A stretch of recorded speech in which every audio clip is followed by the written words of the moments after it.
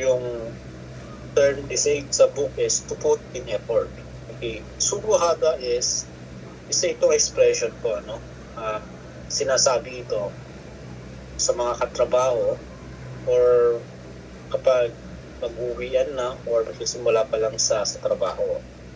Okay, may term kasi ito na base rito to put an effort. Ito yung effort po, guys, no?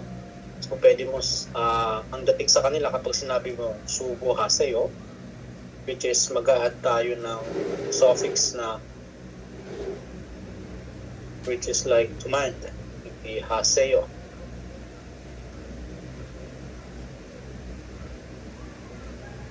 Ito po yan. Okay? So, sugo hada, that is to put an effort, magbibigay ng effort. So, pag sinabing sugo haseyo, so may intention po ito na sana maging maayos ang iyong trabaho. Or directly na please give an effort to your work. Yan po yun. Pero kapag sinabi mo sa kanila ito, hindi yung parang sinasabihan kang tamad. Okay, kasi sinabihan ka ng mag-effort ka kasi tamad ka. Okay, hindi po yun ang dating po sa kanila, no? So, it's part of respect po or greetings sa kanila kapag magsisimula ng trabaho.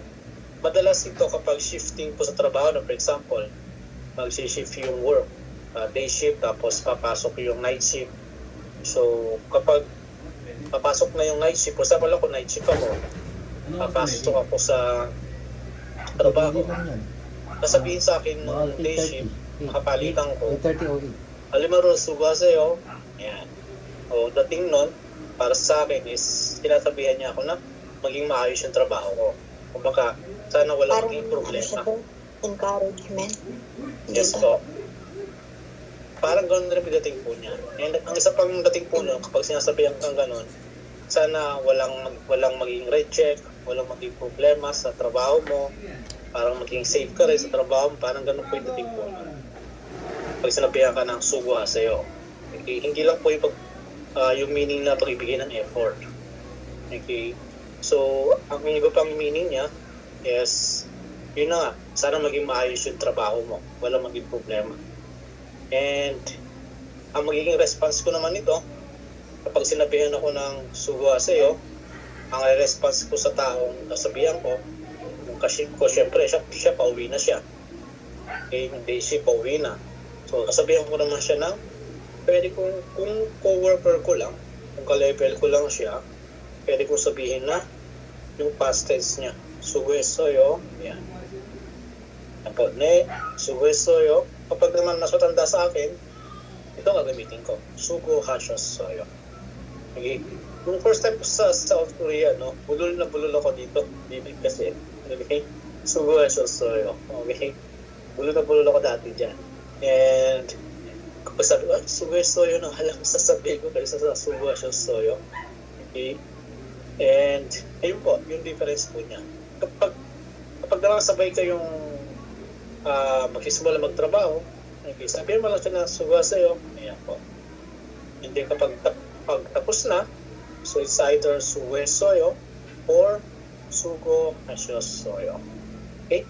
So, message, lock quiz, okay, parang ganun po siya. Okay, hindi lang po siya sa pagbibigay ng like sa effort. And kapag tapos na, suweso, ibig sabihin, you did a good job. Ganun po. Or thank you for your effort. Yan po yung magiging dating po niyan. Usually, kapag sinabihan ka ng boss mo na, alimaro, suweso, yan. Ibig sabihin nun, is naging maayos yung trabaho mo sa araw na yun. Yun po yung dating po nun. Okay? Another term dyan, no? Yung mas tawag nito. Yung mas may papuri na dating. Ito, sinasabi lang ito ng boss. Hindi mo pwedeng sabihin sa co-worker mo ito. Okay, koseng. Koseng hada. Okay.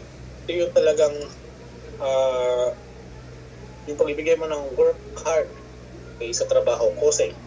Pag sinabihan ka ng koseng soyo, okay, koseng. Pag sinabihan ka ng koseng nga sa'yo, or koseng heyo, ibig po sabihin yan is ayusin mo yung trabaho mo or magsipag ka sa trabaho mo. Pag sinabihan ka ng kosenghe. Okay, sinasabi lang po ito ng boss. Kosenghe. Okay, and kapag naman natapos na, okay, sasabihan ka ng boss mo na kosenghe so. So casual lang. Kosenghe so. Alam mo rin kosenghe so.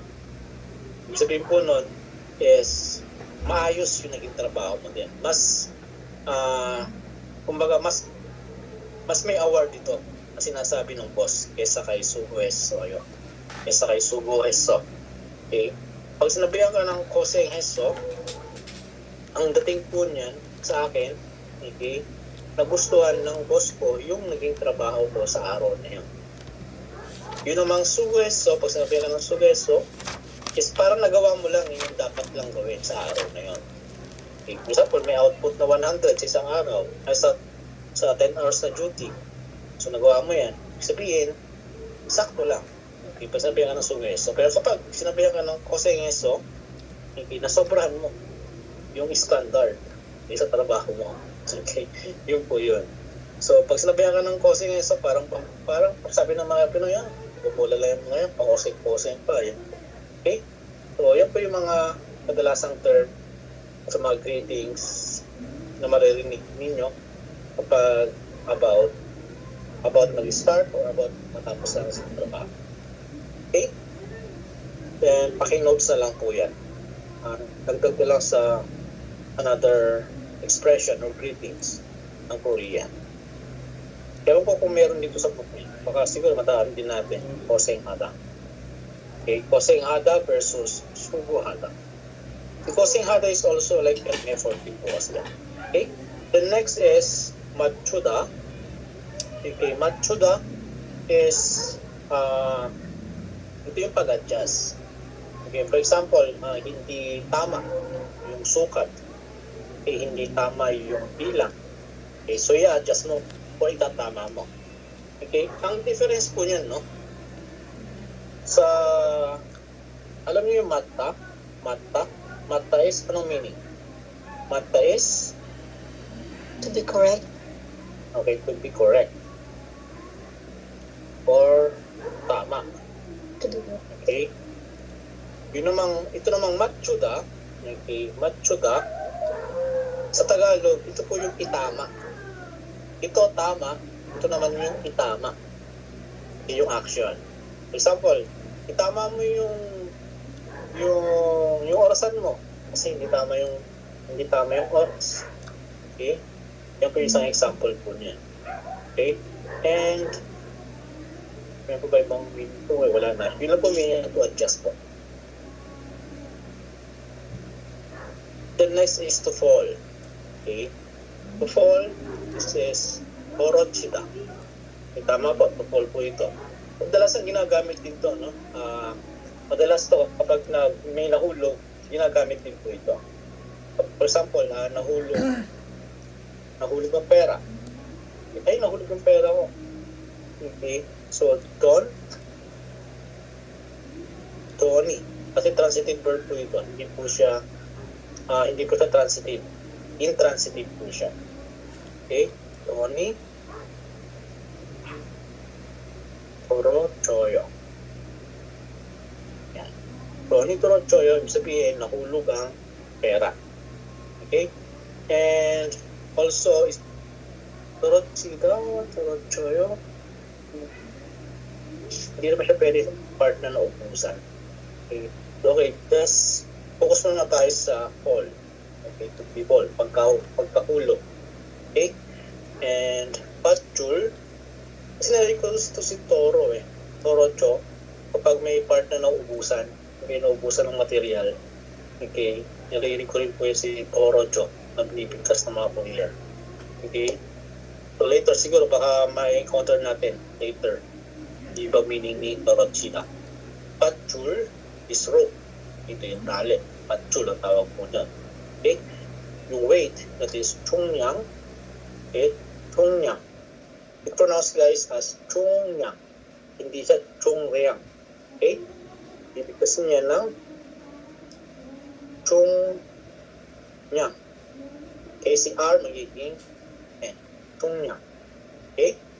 The next is to take caution. Caution is Chui. Chui. Chui hada. Hindi yan Jui ha. Bakit mo Jui hada. And take note lang, si Uy is may tatlong pronunciation niya. Juihada. Okay, so si Uy bibigkasin mo dyan as E. Eh, hindi rin po siya E. Juihada. Eh, E ang bigkas po niya. Nagiging E lang yan kapag siya ay ginamit as possessive marker. So dyan hindi siya possessive marker. Kaya ang pronunciation niya is E. Juihada. Okay? Juihe, that is, sabihin, may warning, caution, mag-ingat. Yan. So dito, try natin pagbutan. Okay? Gusto ko ng konti ha. And then, try nyo rin kung i-analyze. And then, gamitin natin yung ating strategy ng pag-analyze ng sentence. Number 1, meron tayong heart. Anong tawag dito? This is dali, sabi nila. Techa. Okay? Sa Korea guys, hindi tinatawag ito na techa ng mga Koreano. Okay, ang tawag na dito is kuruma. Okay, kuruma. Hindi ko alam yung spelling guys basta kuruma ang tawag nila. Kuruma. Kuruma. Kuruma. Wait lang guys search natin kay para alam nyo rin yung ibang term niya. Okay, kasi hindi siya ginagamit as techas. May ginagamit yung techa, pero ibang techa po yung ginagamit ng Korean. Yun yung meron ng parang box. Okay? Puro. Hindi siya. Puro ma.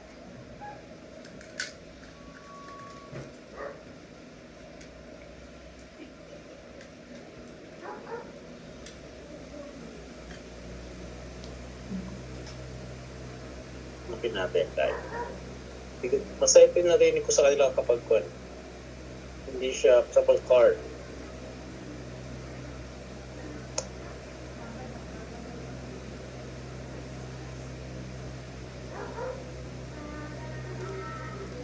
Wait lang, mahanap ko yan. Yung spelling niya. Basta yung pronunciation is kuruma. Wait, pakalan nyo guys. Yung spelling niya. All mataas ng lugar like building. Hindi siya sinabi pagturotsida, no? Yung all lower level po. Okay.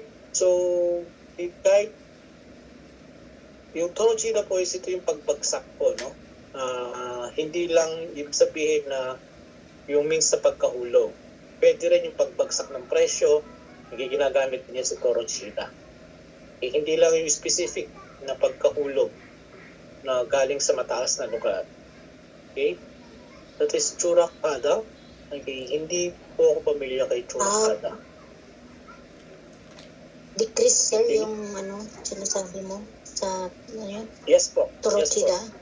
Yes po. Ginagamit din po yun. Pagbagsak ng presyo. Kapsi Torocho. Okay? Anchor. Wait lang guys, nakapagpisa ko dito kay Kuruma.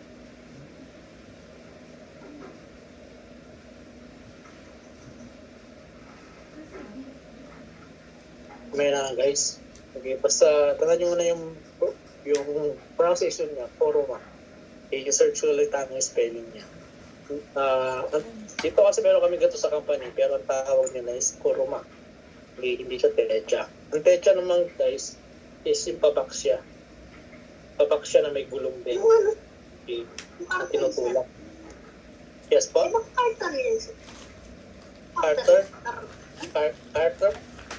Ikaw? Carter ba tawag dito? Carter ba? Ano ba sa English niyan?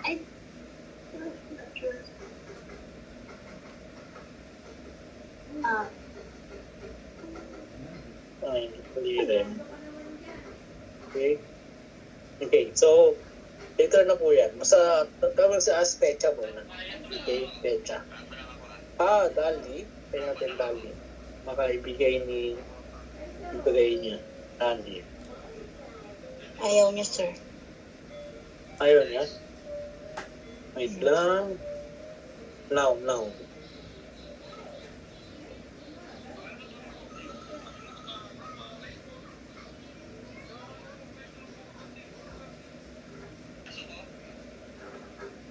Sino man, dahil ng meaning kasi sa book, Dali. Isa lang ito, Dal. Alam ko, Dal, manika eh. Okay, Dali. Yeah. Pero ito guys, basta hand chart siya na tinutulak. Ito yung gamit kapag mabigat yung isang bagay.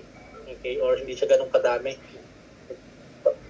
Kaysa gumamit ka ng forklift, ito lang yung gagamitin. Ganun po yun. Okay, yung techo sa amin kasi ganito yung tsura niya. Ito siyang box na screen tapos may gulong na 4. Ito yung tsura po. Okay, so balik tayo dito. So, conversation, ka and na. So, sabi ni ka, 포장이 끝났습니다. 포장이 끝났습니다. So, 포장, ito yung Packaging. packaging. Okay, the packaging 끝났습니다. 끝나다. Okay, to be finished. Finished. Needs to be finished. Okay, table card. Okay, try natin sabi ni Andrea. Table card daw.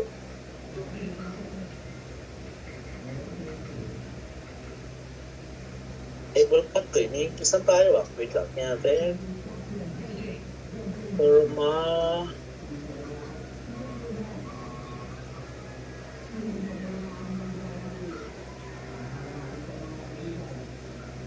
Wala pa rin. Puro carry lang to. Naruto eh.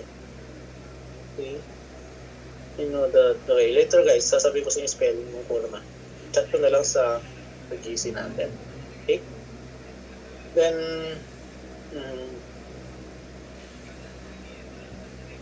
포장이 끝났습니다. So, 끝났습니다. Ibig sabihin, finish.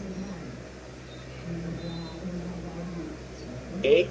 So, the packaging, finish. Tapos na ang pag-package. Okay, ang pagpapak. Sagot ni na, 이렇게 물건이 많지 않으니까 블랙로 옮깁시다. Okay? So, there's a picture that is techa. Yan, techaro. So, isa-isayin natin. Okay? Phrase by phrase yung ating pag-analyze. So, 물건이, ito yung ating subject kasi meron tayong subject marker. And then, isang set ulit dito, meron tayong mid suffix. Ang ating suffix dito guys, ilan yung suffix natin nakatouch dyan? Ano yung verb dyan? Manchi, anika. Ano yung verb natin dito? Verb or adjectives? Okay, ano yung ating verb or adjectives dyan? Okay, manta. Okay, tutulungan ko kayo guys kung paano mag-analyze ha. So, meron po dyan manta. So, ang suffix na nakadikit dyan, dalawa. Okay? Si anta, plus, hindi pa isa, unika. Yan po. So, yan po yung suffix na nakadikit dyan. So, manta, so, meaning ng manta is many. Okay? Si Chianta, anong meaning? Chianta. The suffix. Not. This is not. Okay, si unika, anong meaning? Because. Okay, because. Yan. Because yan, ano yung condition yan? Followed by command. Okay, or pag-hikaya. Yan. Or pag-utos. So, dito, yung ating subject, mulgon. Mulgon is an items. So, pag sinabing items, pwede siyang object, pwedeng things, pwedeng bagay. Okay? Mulgon. So, items ito, pinaka-correct terms niya in English. So, In general. sa phrase natin na yan, okay, the next phrase natin is, ito yung suffix. Ro. So, suffix po yan, pwede siyang gamitin as means, method, or by destination. Okay? That is, ito yung suffix na uro. Okay? Kapag ending consonant, uro. Kapag ending vowel, lo. Techa is ending vowel, kaya lo. So, techaro, yan po yan. Techaro. And then, yun yung ating isang phrase. Then, last phrase natin, yung ating verb. Kumkipshida. So, dito, ano yung ating verb dito? Umgida. Okay, Umgida. that is umgida. Para makita nyo guys, no, kunin nyo muna yung basic form ng verb. So, umgida. And then, ano yung suffix dyan? Ano attach? Pishida. Si? Ha? Okay, si Pishida. Yes, Pishida. Okay? That is Pishida. So, kapag ending consonant, ito gagamitin. Pishida. Kapag ending vowel, yung ating root word ng verb, Pishida. Okay? So, dito, anong meaning ni kumkida? Kumkida means Move. to move. Ayan. So, Pishida, ano meaning sa suffix na ito? Means, Let's. okay, let's. Okay, ito yung pag-aaya. Okay, tara, gawin na natin. Okay, tara, ilipat na natin. O yun. So, dito, pwede natin siya i-analyze. So, pag i-analyze natin, so, dito tayo maghahati kasi meron tayong mix suffix. Okay? So, unahin natin ito. Let's move. Okay? Let's move with Dali. May Dali tawag nila eh. Okay? Or with car. Okay? So, let's move with car or by car. Zero kasi guys, no? Zero. Pwede po siyang gamitin sa English as by, with, okay? Kapag destination siya, pwede siyang gamitin as towards or to. Okay, pero dito ginamit si as method. Ililipat kasi move. Sabihin, gamit ang card. So, tara, ilipat natin gamit ang card dahil, because, okay, it's not much, okay, or not many, or not too, okay, hindi siya ganun kadami. Okay, because it's not much, because the items is not much or not many. Kaya po sabihin po nun. So, mulko ni Manchi Anunika, sabihin nun, because the items is not many or is not much. O sa Tagalog, dahil hindi naman ganun kadami yung items. So, Tagalog, itong si mulko ni Manchi Anunika, Echaro Upipsida. Sabihin nito is, tara, ilipat natin gamit ang card dahil hindi naman ganun kadami yung items. Okay? So, yun po. So, gano'n lang po siya i-analyze. Okay? Number 2, ayun naman ang mag-analyze. Number 2. Okay? Sagot sa chat box. Bago ko explain. Para malaman ko kung nasusundan nyo ba. Okay, sa number 2, kayo po. Paki-send ka lang sa chat box sa GC natin. Okay, so sabi ni Ka, sang jaga chong gomneo. So, i-praise ninyo, sang jaga, and then chong gomneo. Gomneo, i-analyze nyo. Ano ba yung action dyan or adjective, and then yung suffix, and then yung blank. Okay, so andito si and the al. Okay,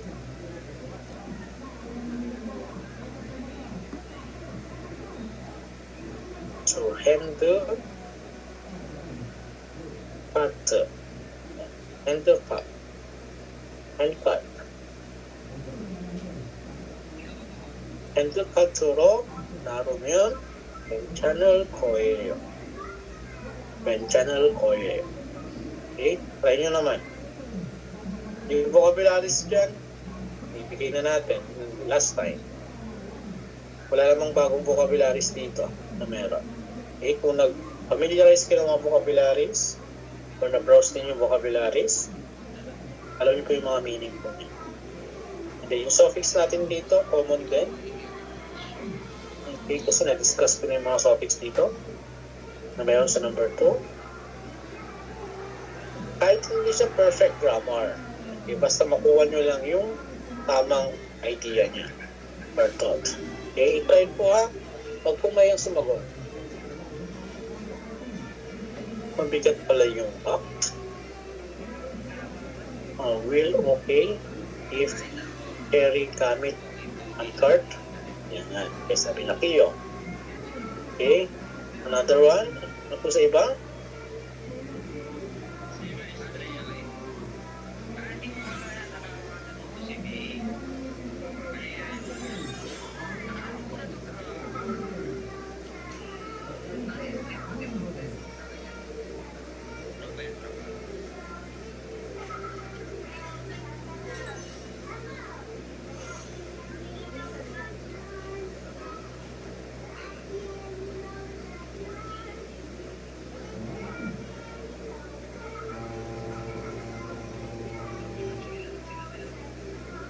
Bigat pala yung box. Okay. Okay, if carry gamit ang handcart.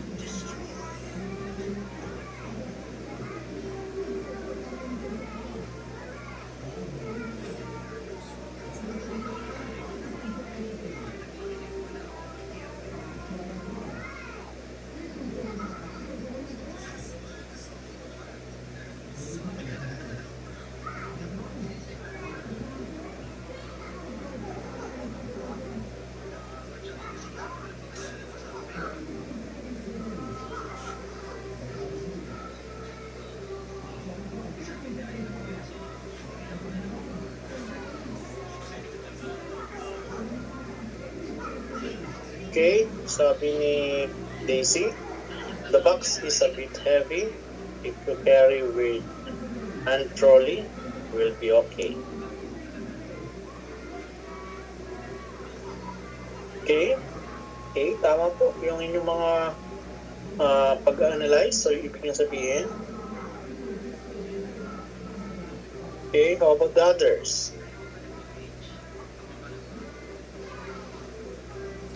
Di po same sa'yo yan?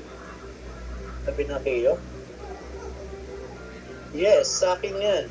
Grabe ha, tinakpan yung kwan ha.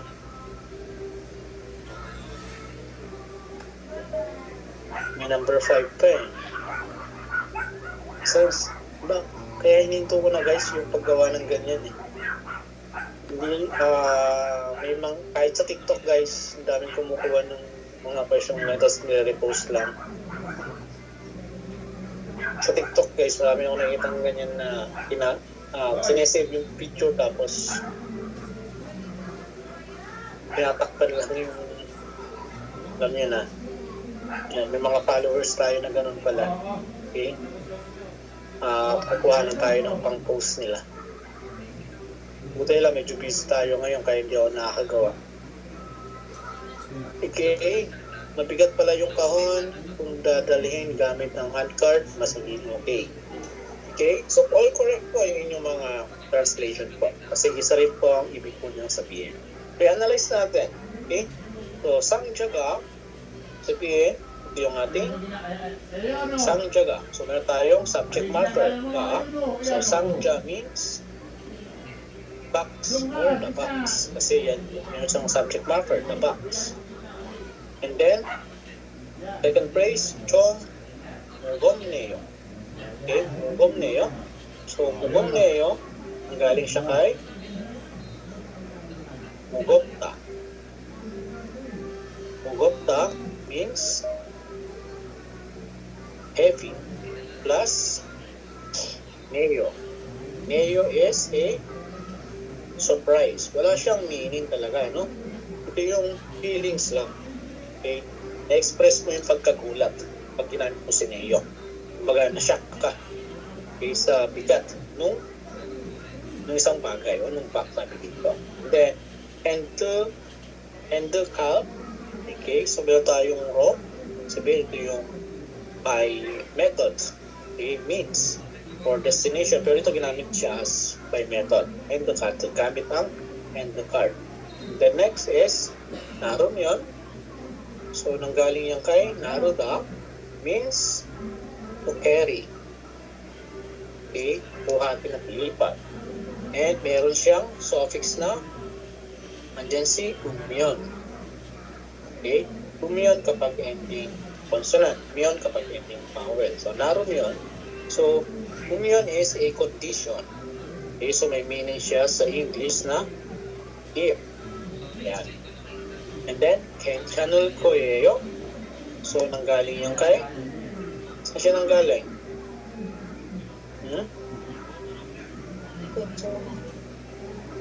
Okay, Kenchanta. Kenchanta plus yung suffix natin na Koyeyo. So, Kenchanta means to be fine or to be okay. Okay, and Koyeyo, suffix for future. O ito yung will. Okay? Yan pala po ma-analyze mo na eh. So, ibig sabihin mo nito, okay, it will be okay or it will be fine. Sabi niya, Kenchannel Koyeyo. Kenchannel Koyeyo, sabihin, it will be fine. Naroon yun. If you carry. Naroon yun. If you carry and the character, so yung raw natin dyan, pwede gamitin as by or with. Okay? With or by and the card. Yan po yan. Yan po yung sinabi ni Na. Ang sabi ni Ka, Sangjaga, so the box, Chom. Chom is also, si Chom po guys, no? Nanggaling po siya kay Chogo. Okay? So, abbreviation lang po siya ni Chogo. It means a little bit. Yan po yun. Chogo. So, a little bit heavy or medyo mabigat. Sa Tagalog po ng Chom is medyo. Parang ganun po siya. Okay? So, the box, Chom Mugomneo. Okay? A little bit heavy. Wow, the box is a little bit heavy. Wow, ang box ay medyo mabigat. Sabi ni Na, okay, it will be fine if you carry by and the cart. Okay, magiging mas okay kung bubuhatin mo siya gamit ang anti-cart. O ililipat mo siya gamit ang anti-cart. Okay? And number 3, yung tayo number 3, i-analyze natin. So, bracelet, honoranes. So, meron tayong topic marker dyan. Today. And then, churariang. Churariang means, this is chura. Ano yung churahada? To ship. Paglabas. Shipment volume. Yes, shipment volume. Yung dami, kung gaano kadami yung isi-ship na products. Okay? So, shipment, volume, or quantity. Yeah. Okay, chommaneo. So, meron tayo dyan, chommaneo. So, nanggaling kay manda means many. Okay? So, si Neo, sa surprise, sabihin niya, for today. Okay, the shipment is a little bit many, a little bit, the volume is a little bit big. Yun po yun. Ngayong araw, medyo madami yung ating isi-ship. Okay? Products. Yan po yung sinabi ni Ka. And then, sagot nila, blank. Lo, udbanhanan get to Esoyo. Okay? So, meron tayo dito. Ang tawag yung forklift sa Korean? It is Chigecha. Chigecha ro udbanhanan get to Esoyo. So, meaning yan, okay? So, analyze natin. Hanggang dyan ulit. And then, unban, hanungge. So, unban, hanungge. Ito po siya. Hanggang dyan. Then, tugesoyo. Okay, si unban, hanungge. Saan galing yan? Si unban, hanungge.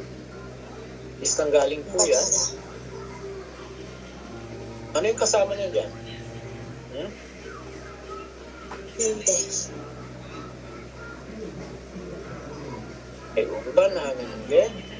Or, same lang po siya ni unban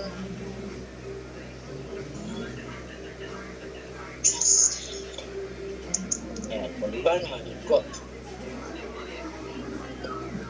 Unban hanunggot, ibig sabihin mga bagay na ita-transport o ililipat. Okay? So, chotgesoyo. Okay? Ibig sabihin yan, chotgesoyo is nanggaling kay chutta. Then plus, gesoyo. Okay, yung may meaning na like a future, pero andun yung intention. Okay? So, ang dating po niyan, si gesoyo guys, no? Ito yung magiging lesson natin for today, for tonight po. Si gesoyo. Si gesoyo is dalawa po meaning po niyan. Diba, ating sagutan niyan guys, no? Explain na natin yung ating topic. Okay?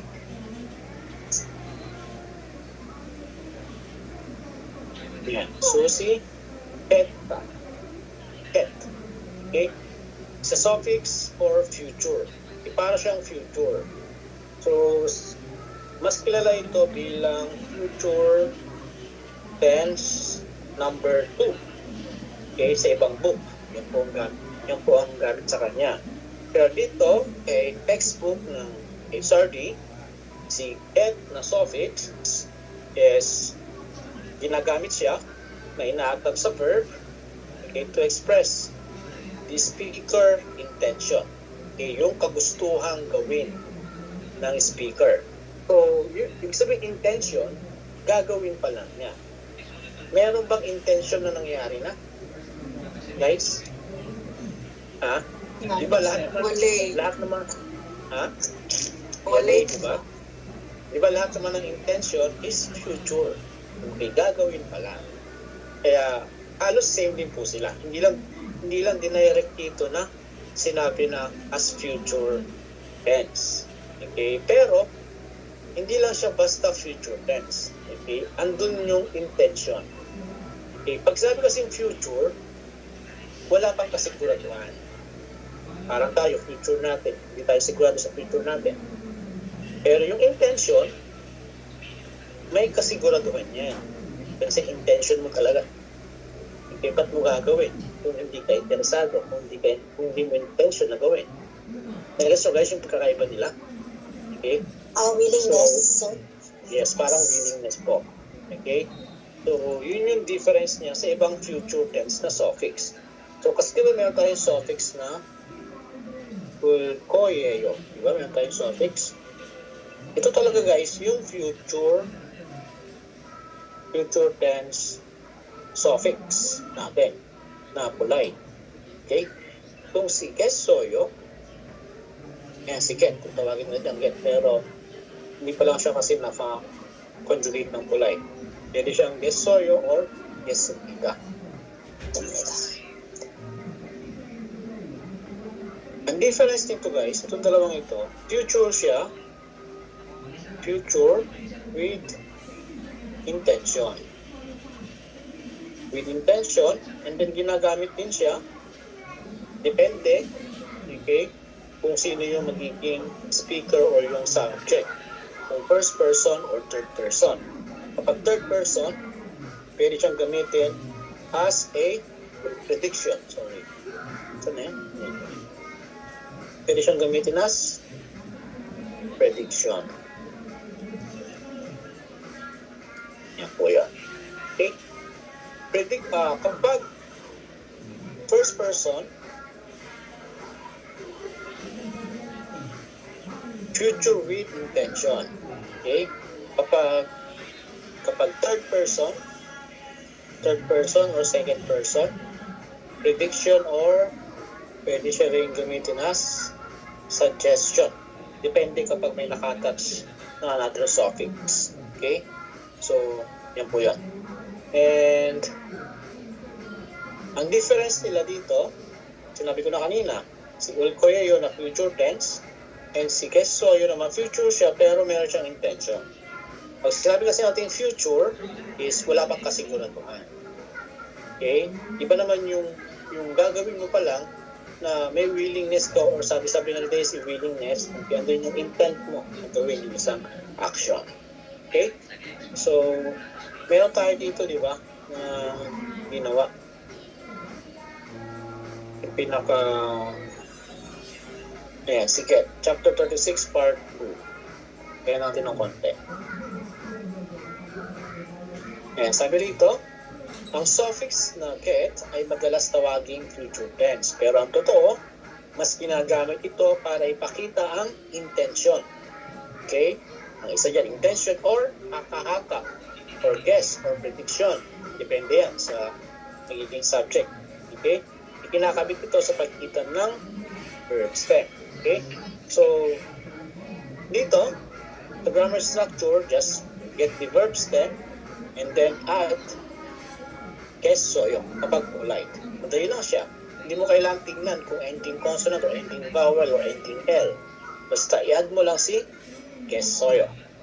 Kapag polite. Kapag formal or honorific form, kesumida. Kaya again, wala itong meaning, just a suffix. Pero kapag dinikit mo ito sa isang verb, ito yung pagpapakita ng future na mayroong intention. Okay? And use as intention, but that's only for verb. Okay? So, kapag intention, yung kanyang meaning, sa verb mo lang po siya i-attach. So, ginagamit ito kapag ang nagsasalita, first person. Ano ba yung first person na sinasabi natin? Yung unang tao? Okay.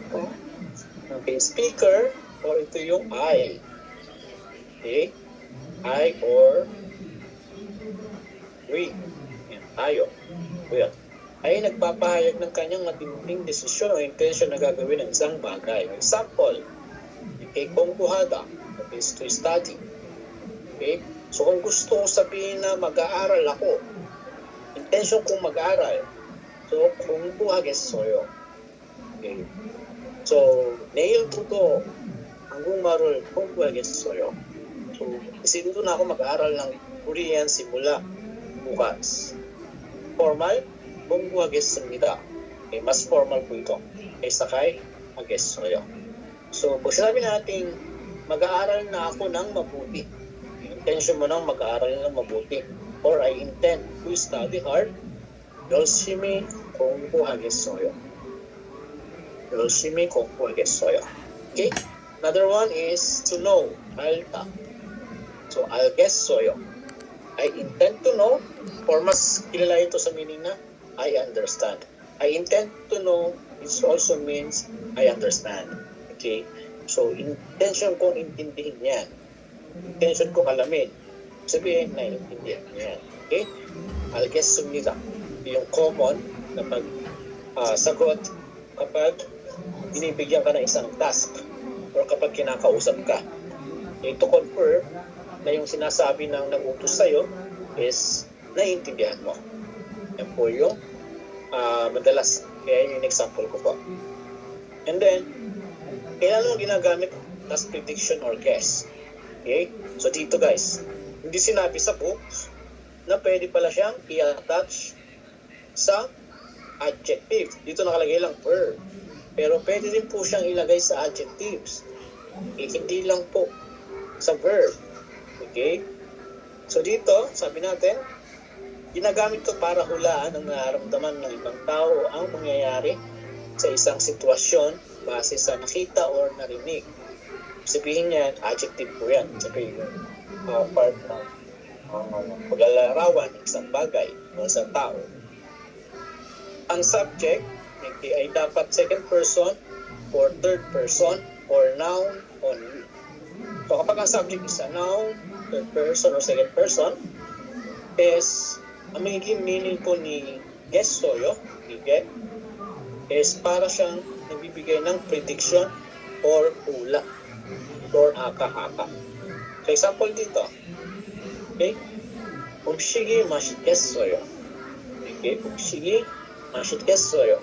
So dito marami nagkakamali dito. Sinasabi nila, may nabasa ako na sa isa online, sabi niya, umshigi mashikessoyo, magiging masarap daw yung pagkain. Okay? So hindi po nakita mo si gestoyo, is papasok sa isip mo is yung future na. Dito ang subject natin kasi is noun. Okay, food, the food. So ang meaning po ng umshigi mashikessoyo is maybe the food is delicious. Siguro masarap ang pagkain. Okay, umshigi mashikessoyo. Yeah. The food may be delicious. I guess the food is delicious. Okay? Hindi po siya hindi po siya yung the food will be delicious. Pero meron pang ganon. Okay? Na magiging masarap ang pagkain. Okay? And then next is Osuga tochakagessoyo. Okay? Osuga tochakagessoyo. Okay? So dito, ginamit ulit siya as prediction. Okay? Hindi siya as future na intention. Okay? Kasi hindi naman siya action eh. Nagkakaroon na ng intent kapag verb ang dinigitan niya. Okay? So dito is Osuga, the bus. Okay, Toda Kagesoyo is siguro paparating ng bus. The bus may be arriving. I guess the bus is arriving. Yan po yan. So, tingin ko paparating na yung bus. Osuga, Toda Kagesoyo. Po yan. Okay? So dito i-analyze natin. 다음부터 회사에 일찍 오겠습니다. 다음부터 회사에 일찍 오겠습니다. Analyze natin. Patawag ako guys ha. Try natin. Okay? Ready ba? Recitation tayo? Okay lang ba? Ha? Tawag tayo? Okay. Unahin natin si Daisy. Okay, Daisy? Anong meaning nito? Dapat Okay. huwag ka. Okay. Okay, ako muna sa una. Okay, unahin natin. Ako muna sa una. Okay? So, taong-muto. Again, so phrase by phrase natin. So, taong-muto means taong. Next. Taong is next. Okay, taong is next. Okay? Puto. Okay, puto ito yung start. Okay, yung from. Okay?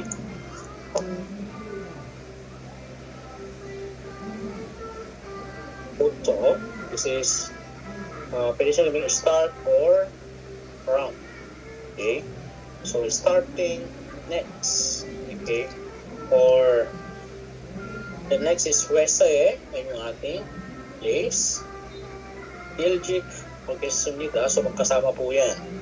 Si iljik po is a kind of adverb. So, iljik means Early. early. 오겠습니다. So, 오겠습니다.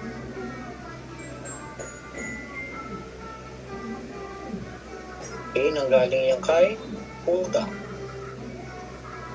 Come. Okay? So, magkakaroon siya ng meaning na ano? Hmm?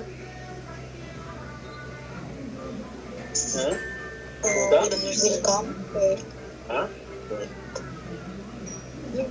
Darating ako. Pupunta. Ha?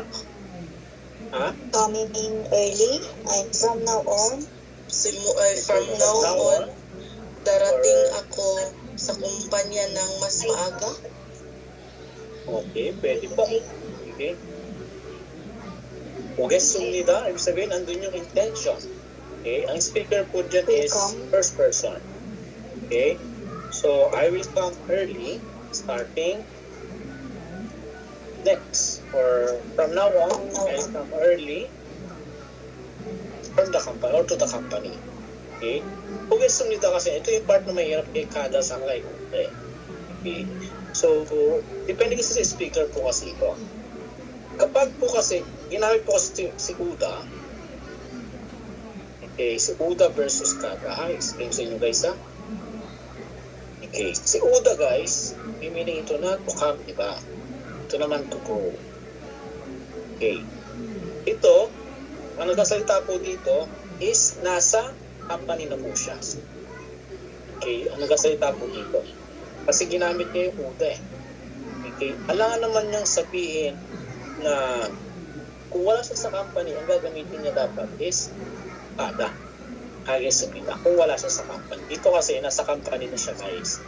Kaya ang speaker, may kausap na tao, for example yung boss niya, is pares silang nasa company na.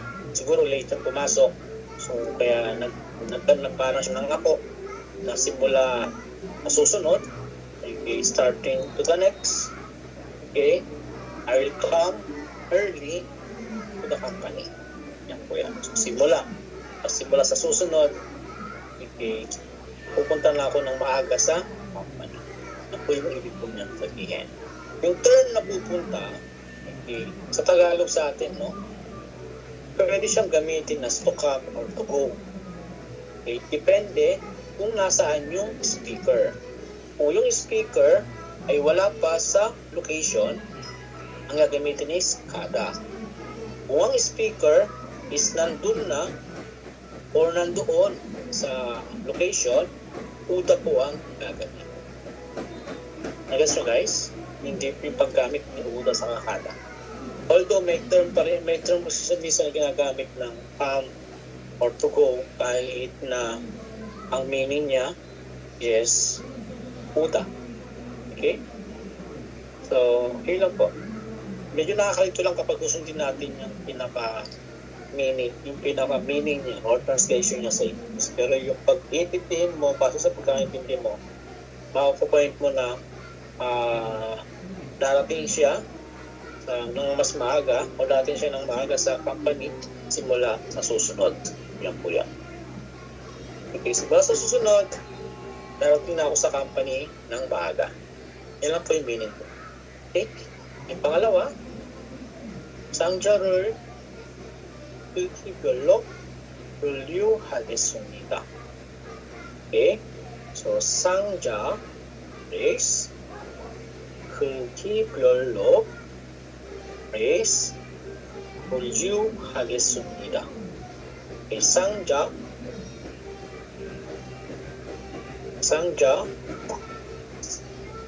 Kahon. may kahon. Kugi. Meron tayong kugi dyan. Kugi is the big size. Okay? Big size. Vice. Big size. And then, meron siya naka-attach na pure. Ibig sabihin, categorized by Size. size. Okay, categorized by big size. Okay? So, meron tayong no. So, by big size. Kugi-byolo. Ang galing niya kay Kuda. Kuda is big. Byol is like a marker, which means categorized. Ang meaning niya is by. Okay? Hindi sa Bisaya na by. Okay? Ako. So, 분류하겠습니다. 분류하겠습니다 means ano? Classify, sir. Sort. Okay. So, to classify or to sort. Sabi sa book, to sort. Sort. Pero- Ayusin. Kumbaga, i-categorize ko ito. Pwede rin gamitin siya as to categorize. Okay, si 분류하겠습니다. To categorize, to classify, to sort. Basta yung term na pag bukod-bukod din. Base sa kanyang size. Size. Kapag to sort kasi, ibig sabihin, piliin. Okay, or ihiwalay. Or pagbukod-bukod din. Okay? Yan kasi yung mga magkaka-similar meaning eh. Yung to classify, to categorize, to sort. Yan. Basta may sa Tagalog, may meaning siya ng paghiwalay o pagsama-samahin. Okay? That is yung term yan ni 분류하겠습니다. Yung sabihin yan, is I. So, sino yung speaker dito? Okay, ako. I. So, I classify or I categorize the box by its size. So, dating yan, ika-classify ko or isa-sort ko or ika-categorize ko ang mga box base sa kanyang laki. Ayos mo guys? Base sa kanyang laki. Okay? And the next, okay guys, ready for part 2 na tayo, no? Sa part 2 natin is ito assignment ninyo 1 and 2. Part 2 natin, pupunta tayo sa listening part ng EPS topic. Okay, kung paano sumagot ng question about sa chapter 36 under listening. And then, assignment nyo po itong 1 and 2. Ayan po. So, resume tayo at 10:15. Okay?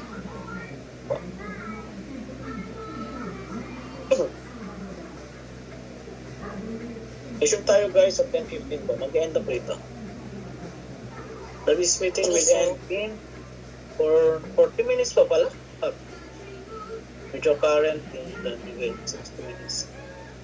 40 minutes pa pala. No? Kapag nag-end siya guys, balik tayo ha. May time pa pala eh. So,